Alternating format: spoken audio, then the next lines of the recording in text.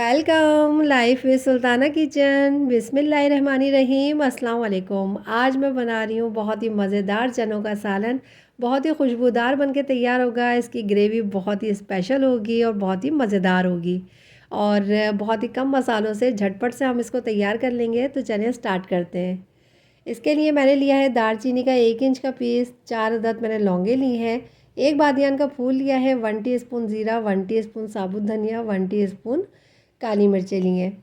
बादियान के फूल को छोड़ के मैंने तमाम मसालों को इस तरह से दरदरा सा पीस लिया है। इसकी खुशबू इस चने के सालन में बहुत ही मज़ेदार आएगी और बहुत ही ज़बरदस्त मसाला ये हमारा तैयार हुआ है। इसी के साथ ही मैंने लिए हैं 1.5 पाव चने, जिनको मैंने भिगो दिया था 4 से 5 घंटों के लिए और उसके बाद मैंने इसको बॉईल कर लिया है।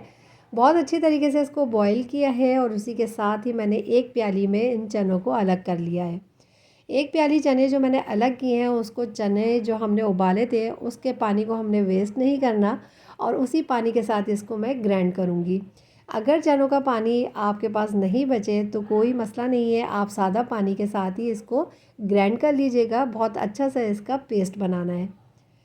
और ये देखिए मैंने चनों के पानी के साथ ही इसको ग्राइंड कर लिया है।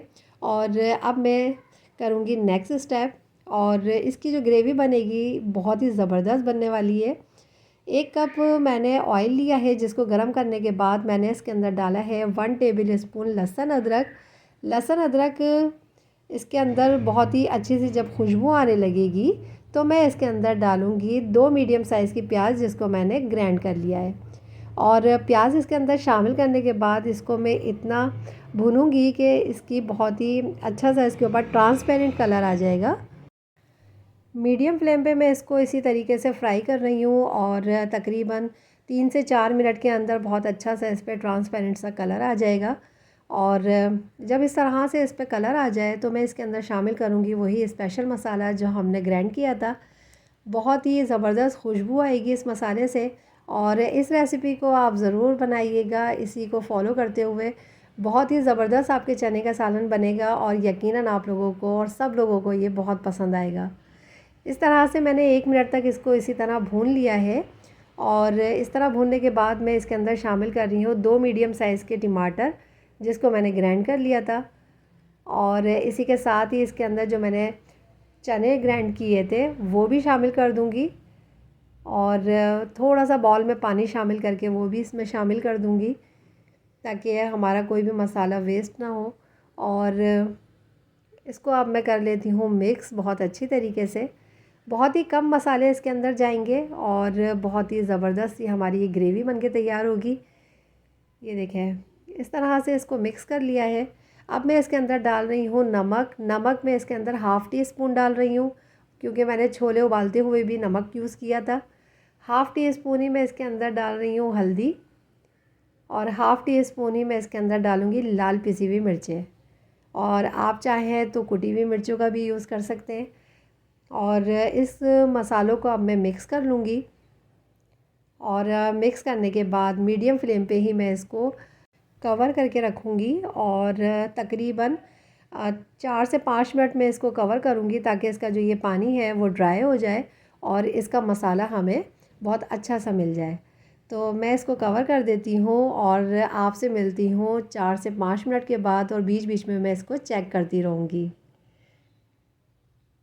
ये देखें 5 मिनट हो चुके हैं और बहुत ही ज़बरदस्त ये देखें कलर आ चुका है, ऑयल ऊपर आ गया है और इसका जो पानी था वो ड्राई हो चुका है। मसाला बहुत अच्छी तरीके से हमें भूनना है और 2 से 3 मिनट तक मैं इसको भूनूंगी इसी तरीके से। और भूनने के बाद मैं इसके अंदर डालूंगी चने और चनों के साथ भी मैं इसको भूनूंगी, ताकि चनों के अंदर भी इसका पूरा फ्लेवर आ जाए। और इसको बहुत अच्छी तरीके से मैं इसमें मिक्स करूंगी और बहुत ही ज़बरदस्त खुशबू आ रही है किचन में। और अब मैं इसको कवर कर देती हूँ। 5 मिनट हो चुके हैं कवर किए हुए और देखें ऑयल साइडों पे आ चुका है और बहुत ही ज़बरदस्त बहुत ही मज़ेदार से हमारे ये चने तैयार होने वाले हैं। अब इसके अंदर जितनी मुझे ग्रेवी रखनी है इतना मैं इसके अंदर पानी डालूँगी और आपकी मर्ज़ी है, अगर आप ज़्यादा گریوی والے کھانا چاہتے ہیں تو تھوڑا زیادہ پانی ڈال دیجیے گا۔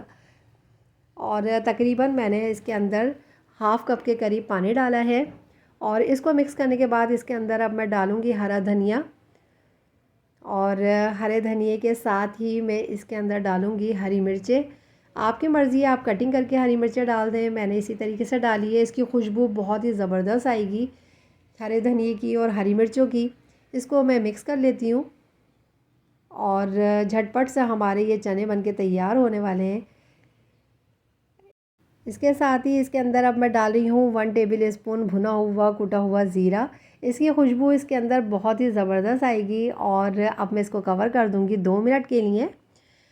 2 منٹ کے بعد یہ دیکھیں بہت ہی زبردست اور بہت ہی خوبصورت ہمارے چنے بن کے تیار ہو چکے ہیں۔ اس کا آپ کلر اور اس کی گریوی دیکھیں بہت ہی زبردست بنے گی۔ ضرور اس کو ٹرائی کیجیے گا اور مجھے ضرور بتائیے گا کہ آپ کو میری یہ ریسیپی کیسی لگی، اور نان کے ساتھ اور پراٹھوں کے ساتھ بہت ہی مزے کے لگیں گے۔ دعاؤں میں عامر کو، مجھے اور میرے ملک پاکستان کو یاد رکھیے گا۔ اپنا بہت سا خیال رکھیے گا۔ ملوں گی ایک اور ہیلدی ریسیپی کے ساتھ۔ اللہ حافظ۔